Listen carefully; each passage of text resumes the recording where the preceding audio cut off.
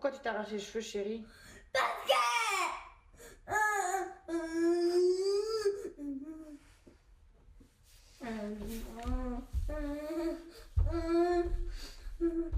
Tu me Moi, dis- je veux faire du mal. Selon vous, pensez-vous que mon enfant est un problème?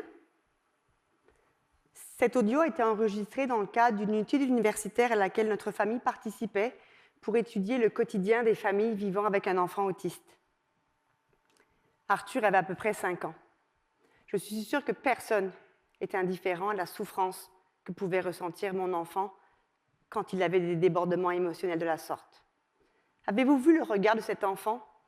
Ce regard arrogant qui vous lance des flèches, qui vous provoque du regard, qui témoigne déjà de la carapace qu'Arthur a dû se créer pour faire face aux défis du quotidien.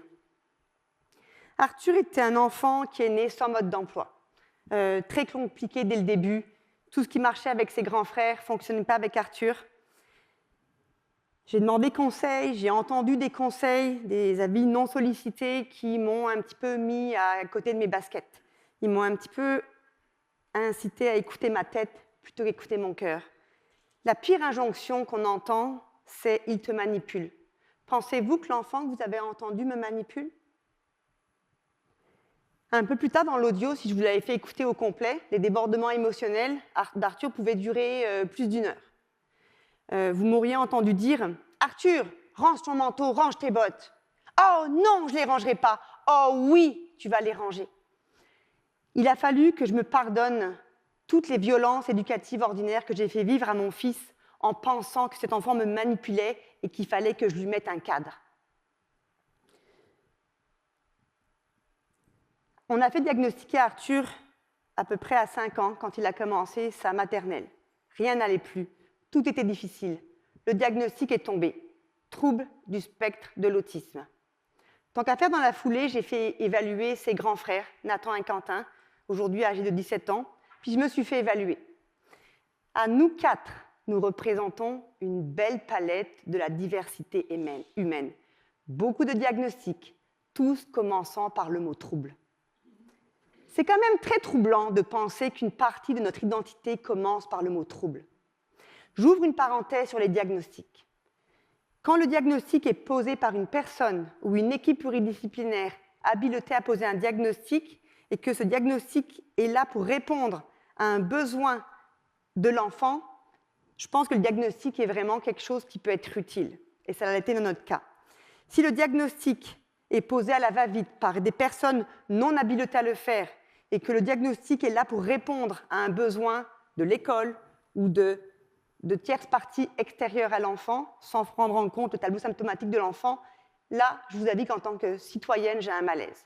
Je ferme la parenthèse, je suis ici en tant que maman et en aucun cas je me substitue au travail des spécialistes. Je suis ici en tant que maman aliste. Je suis non autiste, mais je suis une alliée de la communauté autiste. De plus en plus, on voit les autistes qui reprennent leur pouvoir et qui s'expriment. Mon mari et moi avons remarqué en fait que la souffrance d'Arthur était liée à 2 aspects. 1, la non-compréhension des codes de la société dans laquelle il vivait. 2, la non-compréhension de ce fonctionnement interne. J'y reviendrai un petit peu plus tard. Vous savez que l'autisme est un spectre. Donc, en général, on catégorise les autistes en 3 niveaux. Niveau 1, niveau 2, niveau 3. Imaginez, c'est comme si là, dans la salle, là, je vous disais, OK, tous les humains qui sont fonctionnels, vous êtes de niveau 1, vous avez le droit à une éducation inclusive et les chances qu'on bafoue vos droits sont assez minimes. Les niveaux 2, les humains de niveau 2, ça va être un petit peu plus compliqué de vous offrir une éducation inclusive. Ça se peut qu'au niveau de vos droits et de tout ce qui est respect de la personne, ce soit un petit peu vraiment compliqué. Essayez de vous battre, puis peut-être que vous allez y arriver. Alors, les humains de niveau 3, vous êtes dysfonctionnels. Okay, les chances qu'on vous offre une éducation inclusive sont totalement inexistantes. Quant à faire respecter vos droits et d'être une personne dans le respect des droits de la personne, peut-être que ça risque d'être un petit peu plus difficile.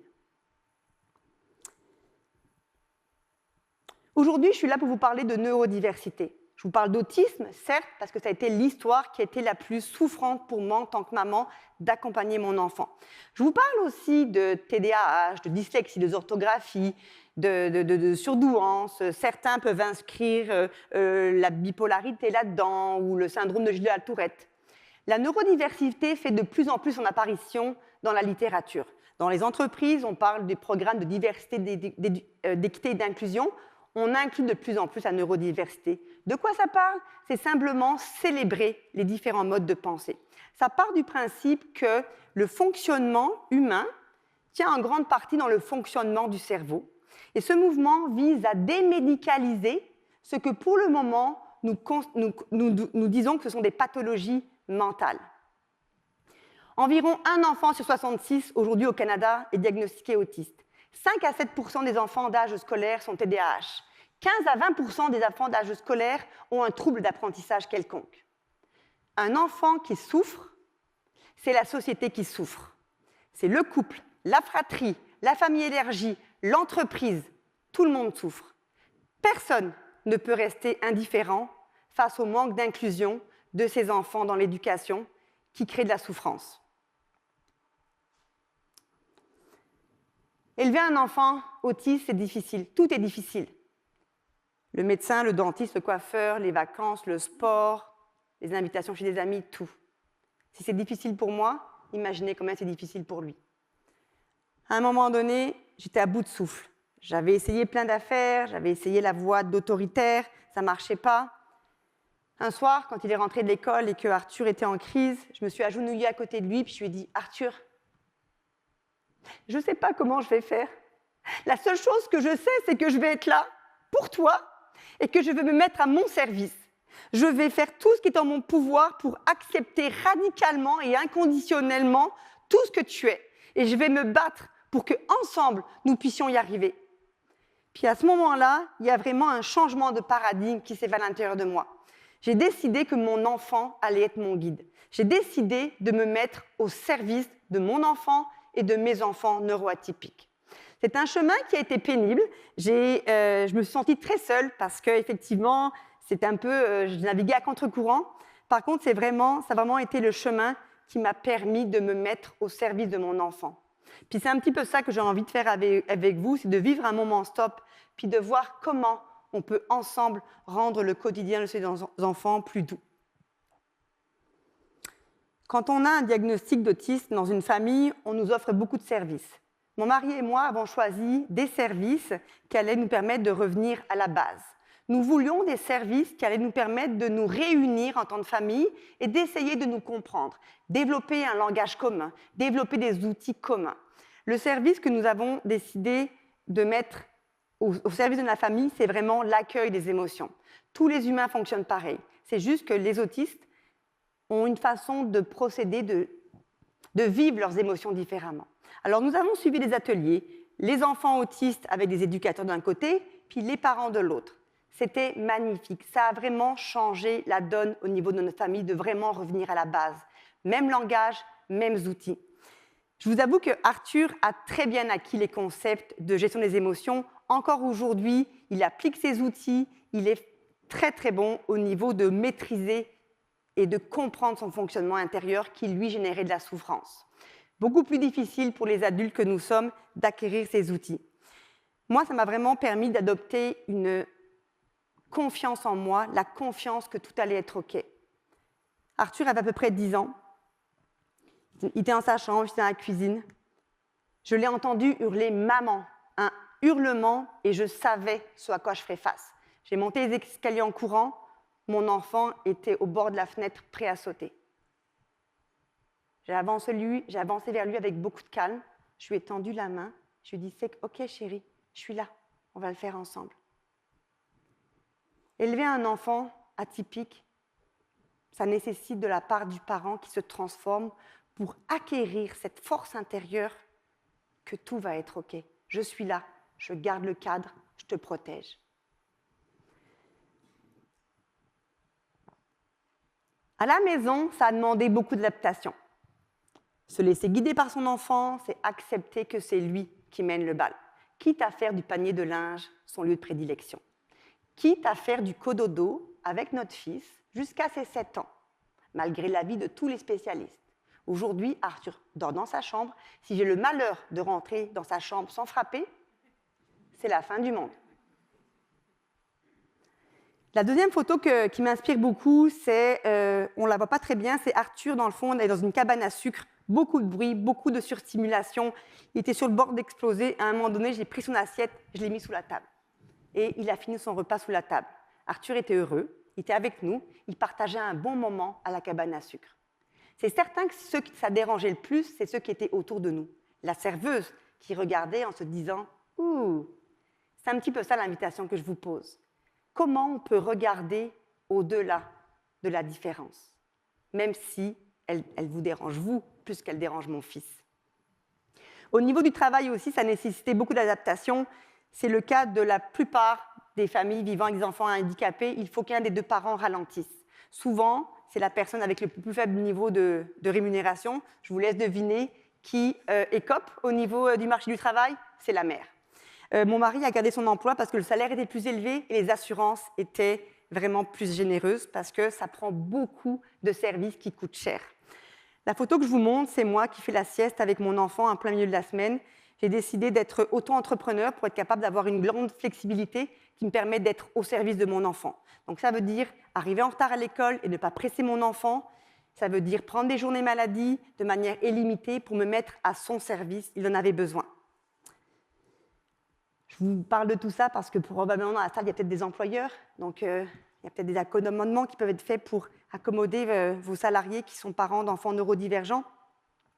Au niveau de l'école, nous avons eu la chance immense qu'Arthur fréquente une école publique alternative. La force de ces écoles, c'est l'adaptation. Arthur a bénéficié de beaucoup de mesures d'adaptation. C'est vraiment l'ADN de ces écoles. L'inconvénient, c'est sûr que c'est des écoles qui ont un cadre un peu moins formel, donc ça a été des défis aussi avec lesquels Arthur a dû composer. La plus grosse mesure d'accommodement qui nous a été offerte, c'est le redoublement de la maternelle. Il a fallu que l'enseignante fasse équipe avec la direction, qui fasse équipe avec la commission scolaire pour justifier un redoublement de maternelle qui est très difficile à obtenir. Arthur est un enfant du mois de juillet. Combiné à sa condition, ça fait en sorte que la première année de maternelle catastrophique. Je vous invite à réfléchir à un concept ultra essentiel, c'est le regard qu'on pose sur des concepts clés, le rythme d'apprentissage. Arthur, en tant qu'autiste, et ça je l'ai observé, a un rythme d'apprentissage qui est décalé. Beaucoup diront les autistes ont des retards d'apprentissage. Okay? Le mot retard est un jugement. Le mot décalage, c'est de la curiosité. Je suis curieux de cet enfant et je constate avec beaucoup de curiosité qu'il apprend différemment. Okay? En redoublant la maternelle, Arthur vous le dirait aujourd'hui, c'est la chose la meilleure qui m'ait pu m'arriver. Comment peut-on voir au-delà de l'enfant problème pour répondre à ses besoins? Je vous interpelle aujourd'hui. Qu'est-ce que collectivement nous pouvons faire pour aider nos enfants?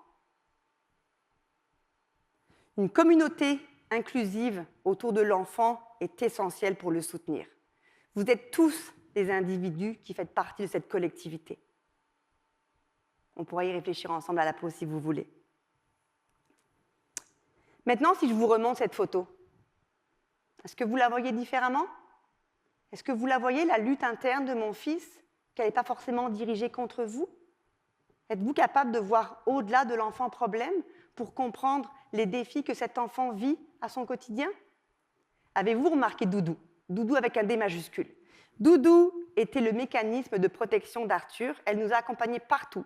Quand vous regardez les photos de famille à peu près entre 0 et 10 ans, Doudou est partout. Maintenant, Doudou a pris sa retraite, elle est vieille. Elle est maintenant cantonnée à la sphère privée dans le lit d'Arthur.